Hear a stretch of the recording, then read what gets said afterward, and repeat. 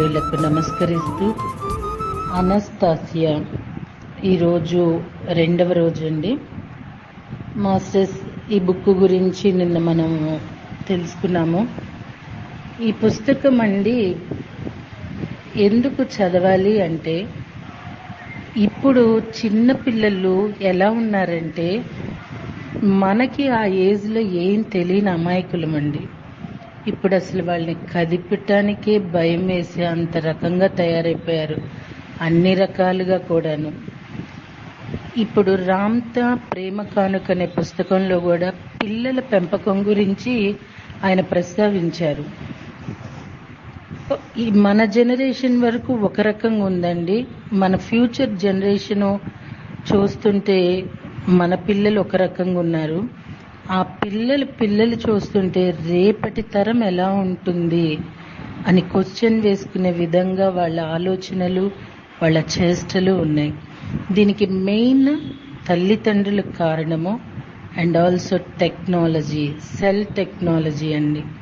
Cell ఫోన్లు ఆ పిల్లల చేతుల్లో పెట్టేయటం, వాళ్ళు ఏయో చూసేస్తున్నారు, ఏదేదో అనుకుంటున్నారు, ఇంకేవేవో చేష్టలు చేస్తున్నారు. ఇప్పుడు వాళ్ళని ఎడిక్ట్ అయిపోయారు. దాని నుండి వాళ్ళని బయటికి తేలేక పేరెంట్స్ చాలా మంది నానా తిప్పలు పడుతున్నారు. సో ఇవన్నీ కూడా ఈ బుక్లో ఆమె బిడ్డల్ని ఎలా పెంచాలి, కనేటప్పుడు ముందు ఆలోచన ఎలా ఉండాలి, ఇవన్నీ చాలా స్పష్టంగా ఇచ్చారు మాస్టర్స్, తెలియచేశారు. అసలు ఇది స్టార్టింగ్ ఏంటంటేనండి, నేను జస్ట్ మధ్యలోది మీతో మాట్లాడాను. ఆమె అసలు బుక్లో ఏమేమి ఉన్నాయి అనేసి. ఈ మేడం ఏం చెప్తున్నారంటే, అనస్తాసియం ప్రేమే ముఖ్యమని చెప్తున్నారు. అది లోపించటం వల్ల ఈరోజు ఈ భూమండలం మీద ఇంత అస్తవ్యస్తత అనేది పేరుకొని పోయింది అంటున్నారు. మనము ప్రేమగా ఉంటే సరిపోదు కదండి, అందరూ ఉండాలి కదా. నా విషయానికి తీసుకుంటే మాస్టర్స్, నేను ప్రేమతో నిండిన నా అత్తగారు రిసీవ్ చేసుకోలేకపోయారు. నా కూతురు చాలా చిన్న పిల్లండి. తన అప్పుడు అంది, అమ్మ నాయనమ్మ ఒక మంచి ఫ్యామిలీని మిస్ అయిందంది. చిన్నప్పుడే అంది తను. అప్పుడు అనిపించింది, ఇదేంటి ఇంత ప్రేమని వ్యక్తపరుస్తున్న వీళ్ళు రిసీవ్ చేసుకోలేకపోతున్నారు, ఎవరు చూసినా ప్రేమ ప్రేమ అంటున్నారు, మరి ఏంటిది అని అనిపించింది. మనము వ్యక్తం చేసే ప్రేమ వాళ్ళు రిసీవ్ చేసుకోకపోయినా రిసీవ్ చేసుకోవలసినవి చాలా ఉన్నాయండి సృష్టిలో. అటు వెళ్ళిపోయి ఆ ప్రేమ వాళ్ళు రిసీవ్ చేసుకొని ఆ ప్రేమ యొక్క ఫలితాన్ని ఆ భూమండలం మీద కనపడుతుందట.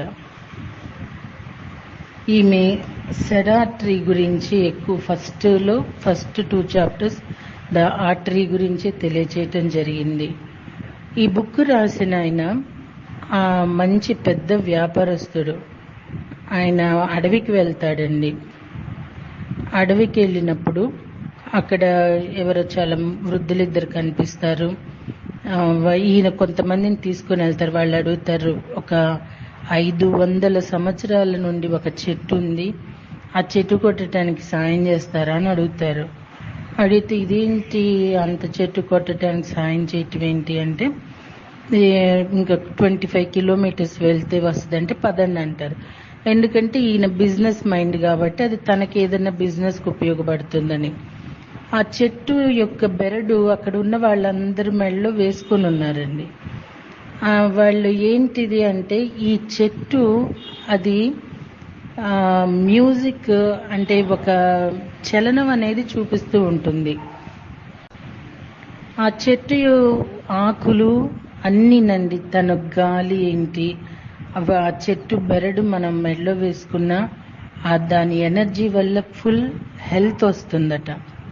మీరు దీని గురించి గూగుల్లో సెర్చ్ చేస్తే ఫుల్ ఇన్ఫర్మేషన్ కూడా వస్తుంది. ఈ అనస్తాసియా ఫౌండేషన్ అని ఉందండి. ఇది ఉపయోగించి ఈమె చెప్పిన మేనిఫెస్టేషన్ ఇవన్నీ కూడా ఆమె గింజలు ఎలా పెట్టాలి ఇవి చేసి చాలా మంది పొందిన మంచి అనుభవాలు కూడా వాళ్ళు అక్కడ తెలియజేస్తున్నారు కూడా. సో మాస్టర్స్ అతను వెళ్తాడు, అది చూస్తాడు, దాని గురించి తెలుసుకుంటాడు. అది ఏం పెద్ద ఆయనకి ఇంత ఖరీదైంది, అదటండి కేజీ వచ్చేసి 50,000 అంట ఆయిల్. ఇప్పుడు మనకి అవైలబుల్ కూడా దీన్ని ఈ చెట్టు గురించి వాళ్ళు అలా చెప్పినప్పుడు అక్కడికి ఒక అందమైన యువతి వస్తుంది. ఆమె అనస్థెసియా. ఆమె ఏం చేస్తుందంటేనండి ఇతన్ని మాట్లాడుతుంది, ఇవన్నీ చెప్తుంది, తీసుకొని వెళ్తుంది. ఇంకా ఇవి గింజల వల్ల ఉపయోగాలేంటి, బాదం పప్పులాగా ఉంటాయట. ఆ గింజలు ఆయిల్ తీస్తే ఆ ఆయిల్ ఎంతో హెల్త్గా ఉంటుంది. ఆ గింజలు తీసుకున్నా కూడా హెల్త్ వస్తుందటండి. దేవదారు అంటారు తెలుగులో. నేను కూడా ట్రై చేశాను ఈ చెట్టు కోసము, దొరకలేదు మాస్టర్స్. అయితే నేను వినడం ఏంటంటే బెంగళూరులో ఒకళ్ళు 1 ఎకరంలో వేశారని వినటం జరిగింది. ఇవి గనక దొరికితే చాలా మహావృక్షాలండి, చాలా పెద్దవి. అలానే సీతా అశోక, ఈ చెట్టు కూడా 1/2 కిలోమీటర్ మాస్టర్స్ దాని యొక్క స్మెల్ హీలింగ్ చేస్తూ ఉంటుంది. ఇది వృక్షమేనమాట. ఈ 2 చెట్ల కోసం నేను చాలా ప్రయత్నాలు చేస్తూనే ఉన్నాను మాస్టర్స్. సో అండి, ఇక్కడ ఈ వర్తకుడిని ఈవిడే పిలిపించి ఇక్కడికి వచ్చేటట్టుగా తానే చేశారట. ఎందుకంటే ఇక్కడ ఉన్న తను పెరిగిన వాతావరణం ఏంటంటే తనకి 2 months అప్పుడు పేరెంట్స్ చనిపోతారు. అది అక్కడ ఆమె వదిలేసి వెళ్ళిపోతారు. వాళ్ళ తాత కూడా అక్కడ వదిలేసి వెళ్ళిపోతే తనని పక్షులు, ఈ ఉడతలు తెచ్చి నట్స్ అయి తెచ్చి ఫుడ్ పెట్టడము. ఈమె గనకంటండి ఫ్లై చేయాలంటే గాల్లో ఈగలు వచ్చి తన్ని తీసుకెళ్లి అలాగా చక్కర్లు కొట్టి తీసుకొచ్చి దింపేదంట. ఆ బేర్లు అవన్నీ కూడా తన పడుకోవటానికి అలా సౌకర్యవంతంగా అవే ఒక బెడ్లో ఉండేవి. అన్నీ తన్ని అవే సంరక్షించాయి. తను ఆ చెట్ల మధ్య విషపు సర్పాలను కూడా ఆమె ఒక ఆట వస్తువులాగా ఆడుకునేదట. అయితే వాళ్ళ తాత ముత్తాత ఎప్పుడన్నా అలా వచ్చి తను ఎలా ఉంది ఏంటని కూడా చూసేవాళ్ళట. ఈ ప్రాంతానికి ఒక 25 కిలోమీటర్ల దూరంలో వాళ్ళు నివసించేవాళ్ళంటండి. అసలు ఒక బేబీ పెంపకం అనేది నేచర్లో వస్తేనే ఎంత గొప్పగా ఉంటుందో కూడా వాళ్ళు తెలుసుకుంటూ ఉన్నారట. సో ఈమెడ ఇలాగా పెరుగుతూ వీళ్ళ మధ్యలో పెద్దదవుతుంది. ఒక సందర్భంలో ఈ పుస్తకం రాసిన ఆయన షిప్ ఓనరు ఒక చోట నా షిప్ ఆపి ఆ గ్రామాల్లో ఎవరైనా సరే వచ్చి ఇక్కడ పార్టీ చేసుకోవచ్చు, ఆ రుసుము మనీ అని చెప్పడంతో చాలా మంది వస్తూ ఉంటారు. ఈమెడ అతన్ని చూస్తూ ఉంటుంది, అతను ఏదో వర్క్ చేసుకుంటూ ఉంటాడు. ఎవరు నువ్వు ఎల్లు, అక్కడ మంచి పార్టీ జరుగుతుంది వెళ్ళు అంటే ఆమె అలానే మౌనంగా ఉంటే సరేరా ఈ లోపలంతా చూద్దు అని ఆయన ఆమెతో డ్రింక్ చేస్తూ మాట్లాడుతూ ఉంటుంది. చాలా అందంగా ఉంటుంది అడవి అమ్మాయి, ఇంత అందంగా. వాళ్ళ స్కిన్ కూడా చాలా హెల్దీగా ఉంది. ఇది రష్యన్స్ చెప్పాలంటే మాస్టర్స్ వాళ్ళది ఐరన్ స్క్రీన్ అంటారు. వాళ్ళ దేశంలో జరిగే ఏమి బయటికి రావు. అలాంటిది అక్కడ అందరూ హైట్గా ఆడవాళ్ళు మగవాళ్ళు కూడా చాలా అందంగా ఉంటారని చెప్తూ ఉంటారు. ఈమె అట్లా మాట్లాడి వెళ్ళిపోతుంది కదా మాస్టర్స్. తన దృష్టిలో ఈయన ఉంటాడు. ఈయన బిజినెస్లన్నీ పోతాయి, ఆయన చాలా రోడ్డుకు వచ్చాడా అన్నట్టు వచ్చి వ్యాపార నిమిత్తం వస్తాడు. ఈమె చెప్తుంది, నాకు నువ్వు ముందే తెలుసు ఇలా అలా అని, మా ఇంటికి తీసుకెళ్ళు నాకు అంటే ఆయన బాగా లగ్జూరియస్ లైఫ్ అయినా అంటే ఆవిడేం చేస్తుంది, ఇదిగో ఇదే మా ఇల్లు అంటది. అక్కడ ఏమి ఉండవండి, తను నివసిస్తుంది అలా ఓపెన్ అనమాట. ఇదేంటి ఇలా అంటే నాకు ఆకలి వేస్తుందంటే ఈ ఉడతలు ఇవన్నీ నడిచి తీసుకొస్తే ఆ జంతువులు అవి నోట్లో పెట్టుకుని వాటి వెంగిలి నేను తినాలా అంటే నేను ఇలానే తిని జీవించాను అంటే అతనికి ఈవిడ మీద డౌట్ వస్తుంది, అసలు పిచ్చి ఆవిడ లేకపోతే ఏంటని. ఒక్కొక్కసారి ఆమె నుండి వస్తున్న జ్ఞానము చూస్తే అతనికి మతిపోతూ ఉంటుంది. ఈమె దేవకన్య ఇట్లా వస్తా అంటే, లేదు నేను ఒక మామూలు అమ్మాయి, నేను మీ అందరికన్నా కూడా ఏం అతీతం కాదు అంటది. ఆమె ఇప్పుడు మనమంట ఈమె గురించి మాట్లాడుకున్నా, ఈ పుస్తకం చదువుతున్నా తనకి తెలుస్తుందటండి. ఇది పత్రి సార్ కూడా మనకి 5 years క్రితమే చెప్పినారు, ఈ బుక్ ప్రతి ఒక్కళ్ళు చదవాలి అని. దీంట్లో ఆ గింజలు ఎలాగా నోట్లో పెట్టుకొని పెట్టడం, చాలా మంది మన మాస్టర్స్ ఆ ఎక్స్పెరిమెంట్ చేసి మంచి రిజల్ట్లు కూడా పొందారటండి. సో అతనితో మాట్లాడుతూ అతను ఏం చేస్తాడంటే, అతను కొంచెం తిరుగుడు అది ఉంది కదా, ఆమెను అలాగా ఒక ఫింగర్తో టచ్ చేసేటప్పటికి వెళ్ళిపోయి పడిపోతాడు. అంత ఎనర్జీ పర్సన్ తను. ఏంటి ఈమెను ఇలా పట్టుకుంటేనే ఇట్లాగా, ఆమెను ఒక బ్యాడ్ వ్యూలో ఆలోచిస్తాడు. ఒక స్త్రీమూర్తిని చూసి ఎట్లా గౌరవంగా అట్లా ఏమి ఉండడండి. ఆయన నేచర్ అది. ఆడవాళ్ళంటే అతనికి అంత ఇది బిజినెస్ కోసం ఆమెడ అర్ధనగ్నంగా అలా ఉంటారు.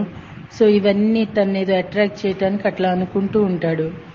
కానీ ఆమె చాలా విషయాలు అతని జీవితంలో చెప్తూ ఉంటుంది. అతనికి ఆశ్చర్యము ఇవన్నీ కలుగుతాయి. అతను అంటాడు, నిజంగా ఇవైతే ఇప్పుడు నా భార్య ఏం చేస్తుంది అని అంటే, నువ్వే చూడు కళ్ళు మూసుకో అంటది. కళ్ళు మూసుకుంటాడండి. ఆయన వైఫ్ టీ మరిగిస్తూ టీ పొంగిపోతుంటుంది, వర్షం పడుతూ ఉంటుంది. ఆమె అది నవ్వుతూ చూస్తూ ఈ టీ పొంగిపోతున్నా బాధపడదు. అది అతన్ని మళ్ళీ బయటకు వచ్చినాక ఆవిడ అంటది, మరి ఆవిడ చూడు నువ్వన్నీ చూసావు, ఆవిడ చిరునవ్వు నవ్వుతుంది గమనించావంటే, అవును అసలు ఆవిడ అట్లా చిరునవ్వు నవ్వదు, ఎప్పుడు దిగాలుగా మొహం ఎలాగో పెట్టుకుని ఉంటుందంటే, ఎలా సాధ్యమైంది? ఆవిడకి అసలు వర్షం అంటేనే ఇష్టం ఉండదు, కానీ ఆ వర్షాన్ని అంత ప్లెజెంట్గా చూస్తుంది. ఏంటి అంటే, నేను ఆమెకి ఒక ప్రేమ తరంగాన్ని పంపించాను అంటది. ఆశ్చర్యపోతాడు మాస్టర్. సిటీ మనము ఇదివరకు ధ్యానం అప్పుడు కాంతి సాధన అని చెప్పి, నేను అరవింద్ రెడ్డి గారు మాకు చీరాలు వచ్చినప్పుడు కాంతి సాధన నేర్పించడం జరిగింది. ఆ కాంతి సాధన నా ప్రతి క్లాస్లో నేను వెళ్ళిన ఊళ్ళల్లో చెప్పటం, నా క్లాసెస్లో ప్రజెంట్ చేసినప్పుడు చాలా చాలా మంది అండి పోయిన, ఇంకా స్థలం మాది కాదు, ఆ గోల్డ్ పోయింది అనుకున్నవి కూడా తిరిగి వచ్చాయంట. మనము ఒక ప్రేమతో కాంతితో గనక సాధన చేస్తే, ఏం చెడులు మాత్రం కాదు సుమండి, మంచి మాత్రం చేస్తేనే అవుతాయి కూడా. ఆమె అలానే లవ్ ఎనర్జీ పంపిస్తూ ఉంటుంది. ఈమె ఎక్కడ ఏది ఉన్నా కూడా ఆమెకు అన్నీ తెలిసిపోతాయండి. ఈమె ఎక్కువ ప్లాంట్స్ తోటి ఉండి, ఎక్కువ ఈ ఫార్మర్స్ వీళ్ళు, ఈమె ఎక్కువ వాటితో ఉండే వాళ్ళని ఇష్టపడుతుంది. వాళ్ళని ఆమె వాచ్ చేస్తూ ఉంటారట. సో మాస్టర్ తనేం చెప్తుందంటే, ఎక్కువ గార్డెన్లో గడపండి, ప్రకృతిలో గడపండి, ప్రకృతితో మమైక్యం అవ్వండి అని చెప్తున్నారు. మళ్ళీ రేపటి రోజున కంటిన్యూ చేద్దామా అండి? Thank you.